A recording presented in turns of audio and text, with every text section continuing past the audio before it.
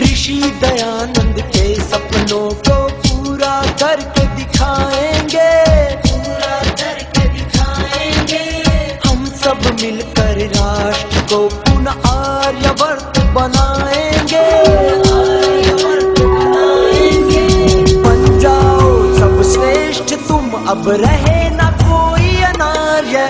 जय आर्य, जय आर्य, जय आर्य, जय आर्य।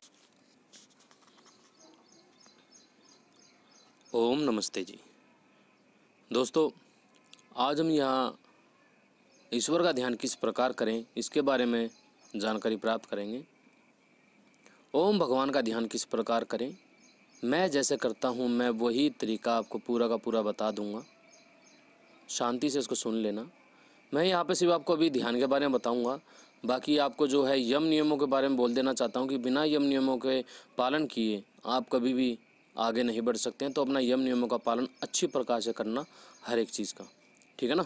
तो देखिए, शांति से आसन लगा के बैठ जाइए, कमर गर्दन बिल्कुल सीधी रहे, कहीं भी कोई हलचल ना होने पाए। हम जितनी देर पाषाण की भांति बैठे रहते हैं उतना ही ज़्यादा हमारा मन भी इधर उधर भटकता नहीं है।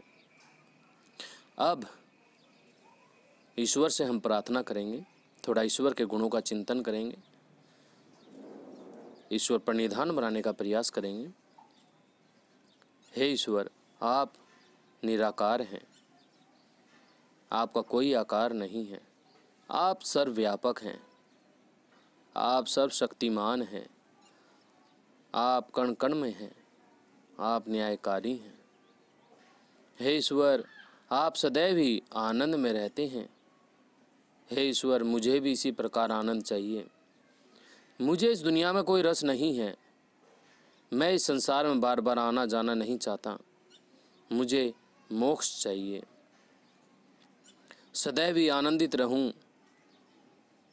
और साथ में यदि आपने कोई भी यम नियम भंग किया है, किसी प्रकार की गलती की है, तो ईश्वर वैसे भी जानता है। ईश्वर के सामने खोल दीजिए, बता दीजिए, हे ईश्वर, आज मेरे मन में ये विकार उत्पन्न हुआ, मैं ऐसा नहीं चाहता, मुझे आत्मिक बल दीजिए कि मैं यम नियमों का ठीक से पालन कर पाऊँ अच्छी प्रकार से।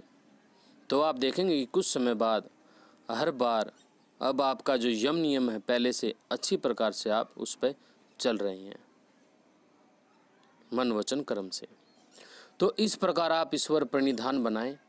फिर उसके बाद में आप अपना ध्यान अपनी श्वासों पे ले जाएं। ये सांसों पे ध्यान जो लगता है ना दोस्तों, ये बड़ा ही महत्वपूर्ण है, बहुत ज़्यादा महत्वपूर्ण है, बहुत ही ज़्यादा महत्वपूर्ण है। पूरा ध्यान अपनी नासिका के अग्रभाग पर, मतलब दो जो छेद हैं वहाँ पे टिका दें, क्योंकि श्वास जब भीतर आती है तो वहीं से आती है, जब बाहर जाएगी तो वहीं से जाएगी। तो पूरा ध्यान अपना वहाँ पे टिका के रखें। हाँ, श्वास भीतर गई मुझे पता चला, श्वास बाहर आई तो मुझे पता चला। जब भी श्वास भीतर जाए तो आपकी जानकारी में ही जाए, जब भी श्वास बाहर आए तो आपकी जानकारी में ही आए। अब क्या होगा, कुछ दिन में आपको विचार आ घेरेंगे।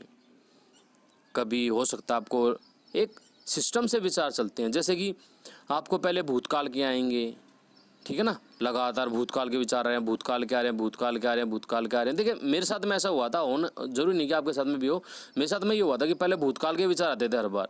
जब उस गम विचार देखेंगे, जब भूतकाल खत्म हो गए फिर भविष्य के विचार आने लगे, मन भविष्य में दौड़ने लग गया। फिर हम खींच के लिए आए, अपना श्वासों पे ध्यान लगा लें, फिर भाग गया, फिर लिए आए, भविष्य में जाने लगा, फिर वर्तमान में रहने लगा। तो इस प्रकार से आप बार बार श्वासों को महसूस करते करते कुछ समय ऐसा कीजिए, 10 से 15 मिनट, आधा घंटा कर सकते हैं। अब इसके बाद क्या करना है, ओम का जाप करना है।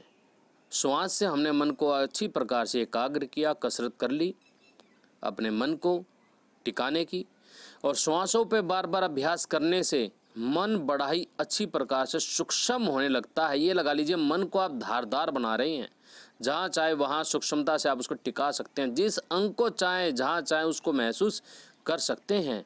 इतनी आपकी बुद्धि तीव्र हो जाएगी। तो इसके बाद में क्या करना है, हमें ओम का जाप करना है। वो कैसे, जैसे कि आपका माथा, जो आपका माथा है वो, या फिर आपका जो है ये कंठ प्रदेश, या फिर आपका हृदय पर, दोनों फेफड़ों के बीच में जो नीचे गड्ढा सा है ना, उसको हृदय प्रदेश बोलते हैं, वहाँ पर या फिर नाभि पर, यहाँ पर कहीं पर अपनी धारणा बना लीजिए, एकाग्रता बना लीजिए। ठीक।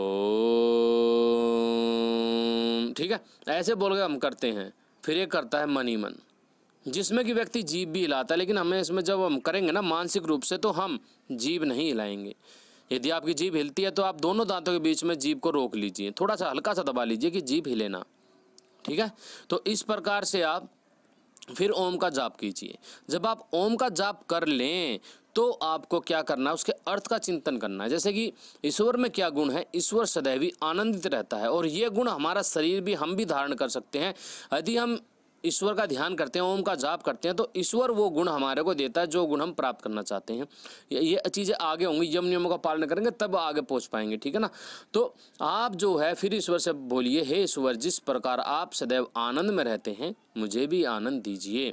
या फिर ईश्वर देखिए निर्भीक है, आपको लगता है कि आप कायर स्वभाव के हैं, आप डर जाते हैं, आप निर्भीक नहीं हैं, तो आप क्या कहेंगे, हे ईश्वर, जिस प्रकार आप निर्भीक हैं, निडर हैं, मुझे भी निर्भीक बनाइए। साथ में आपको क्या करने होंगे, आपको व्यायाम भी करना होगा।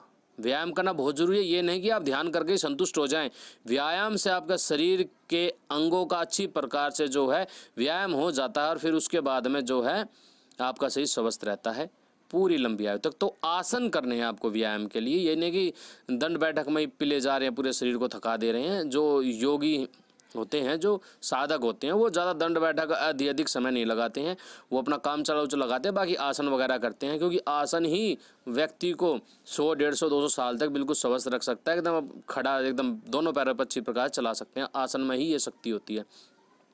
तो आपको आसन के द्वारा अपने शरीर को मजबूत बनाना है। तो हमने क्या सीखा, ईश्वर प्रणिधान, ओम का जाप और उसके गुण का चिंतन, ठीक है ना। अब देखिए इसको मैं थोड़ा सा और समझाता हूँ आपको, चिंतन जो गुण हमने देखा। जैसे कि हमें भूख लगती है, लेकिन भूख हमें को दिखाई नहीं देती है, लेकिन हमें महसूस हो जाती है, ठीक है ना। इसी प्रकार ईश्वर का जो गुण है वो हमें प्राप्त होता है, और उसके द्वारा ही व्यक्ति ईश्वर की जो है अनुभूति कर सकता है। अब यहाँ पे जो हमने धारणा बना रखी है, जब आगे आपका ध्यान में प्रवेश होएगा ना दोस्तों, अभी तो आप पूरी एकाग्रता से इसमें लगे रहेंगे, लेकिन आगे चल के जब आपके यम नियम अच्छी प्रकार से होने लगेंगे ना, यम नियमों में आप सफलता प्राप्त कर लेंगे और आसन आपका सिद्ध हो जाएगा, मतलब ये घंटे से ज़्यादा आप बिना हिले डुले पाषाण के भांति बैठे रहेंगे, तो आप देखेंगे आपका ध्यान में कितना अच्छा प्रवेश होने लगा। आपको समय का आभास भी नहीं रहेगा कि अभी समय कितना हो गया है। मेरे साथ देखिए हर बार मेरा भी ध्यान प्रवेश नहीं होता है, मेरे साथ में कई बार ऐसा बहुत बार होता है, मतलब जैसे कि मान लीजिए मैं 1.5 घंटे के लिए बैठा या 1 घंटे के लिए बैठा, तो उसमें से मतलब कि कुछ ही समय ऐसा होता है जहाँ में मुझे पता चलता है कि हाँ मैं अभी ध्यान कर रहा हूँ, समय मतलब कि एकाग्रता बनी हुई है, समय है। उसके बाद में कई बार बहुत लंबे काल तक ऐसा हो जाता है कि समय का ही पता नहीं चलता है। जब आँख खुलती है तो ऐसा प्रतीत होता है जैसे कि मैं तो अभी ही बैठा था, और विचार भी नहीं आते हैं, बिल्कुल भी विचार नहीं आते हैं। शुरुआत में आप देखिए परेशान होंगे, निश्चित रूप से होंगे, लेकिन यदि आप पूरे दिन ईश्वर प्रणिधान बना कर रखेंगे, सुबह शाम अपना नियम बना लेंगे, सुबह मुझे 1 घंटा करना है, शाम को करना है। सुबह आपको 3 बजे सबसे अच्छा समय होता है, सुबह 2 बजे आप 2-2:30 बजे के बाद 3 बजे आप बैठ जाइए ध्यान करने के लिए, सबसे अच्छा समय होता है। तो आप जब सुबह शाम ध्यान करेंगे, ईश्वर प्रणिधान बनाएंगे, तो आपको विचार नहीं आएंगे। फिर आपका ध्यान में जब प्रवेश होगा ना, आपको आभास ही नहीं रहेगा, आप मतलब कि ऊर्जा आपके शरीर में भर चुकी होगी। आप देखें आपके शरीर में थकान नहीं। देखिए जब हम ध्यान करते हैं ना, ध्यान करने के बाद में ना व्यक्ति ऊर्जा से भर जाता है, ठीक है ना, व्यक्ति ऊर्जा से भर जाता है। ध्यान करने के बाद में एकदम ऊर्जा से भर जाता है, कहीं पे कोई थकान नहीं रहती है, कहीं पे कुछ नहीं रहता है, और नींद व्याकुल नहीं करती। ऐसा नहीं है यदि आप कम सोए हैं तो आप परेशान होंगे, कोई और बीमारी नहीं, ऐसा नहीं है। तो ये लाभ है दोस्तों। तो धीरे धीरे आगे बढ़ेंगे, मैं आगे भी वीडियो बनाऊंगा, अभी मैंने छोटी सी बनाई है, बहुत सारी बातें आपको बतानी है, बहुत जानकारी आपको देनी है। ये और एक चीज़ और कहना चाहूँगा, अब ध्यान तो हम कर रहे हैं, लेकिन सदैव ही हमें वेदों का प्रचार करना है, और जब हम वेदों का प्रचार करेंगे तो सच्चे मायने में हम ईश्वर की सेवा कर रहे होंगे। क्योंकि देखिए वेद जो है ईश्वर का ज्ञान है, ठीक है ना, ईश्वर की वाणी है, और उसका प्रचार करना ही हमारा मुख्य लक्ष्य होना चाहिए। उसके बारे में जानकारी प्राप्त करना और उसके बारे में लोगों को प्रेरित करना है, खासतौर से बच्चों को प्रेरित करना कि वो गुरुकुलों में जाएं, वेदों को पढ़ें, ठीक है ना। मैं भी गुरुकुलों में नहीं पढ़ा हूँ, मैंने भी वेद को नहीं पढ़ा है, मेरे पास में वेद हैं, ठीक है ना। मुझे जब कुछ पढ़ना होता है मैं खोलता हूँ और पढ़ लेता हूँ, ठीक, लेकिन उस तरीके से जैसे गुरुकुलों में पढ़ते हैं वैसे नहीं पढ़ा है। तो ये चीज़ है, तो बच्चों को प्रेरित कीजिए कि हाँ गुरुकुलों में जाएं, पढ़ें वेदों को, और मुख्य जो उनका लक्ष्य है उसकी तरफ प्रेरित हों, आगे बढ़ें, तो उनका जीवन सुधरेगा, साथ में इस देश का और आपका भी जीवन सुधरेगा। तो वेदों का प्रचार करें, निर्भीक होकर करें और दूसरों को समझाएं, लेकिन किसी के साथ बहस ना करें। आप किसी को बताएं, यदि वो मानता है तो ठीक है, यदि कुतर्क करता है आप देखें कि किस प्रकार का स्वभाव है, क्या पूछने के हिसाब से पूछता है या कुतर्क करता है, तो उसको छोड़ दें, उसके साथ में अपनी ऊर्जा ना खपाएं, ठीक है ना। तो ये चीज़ समझे आप। 100 के 100 को व्यक्ति को बताएंगे, 100 के 100 कभी संतुष्ट नहीं होते हैं। तो ये चीज़ है।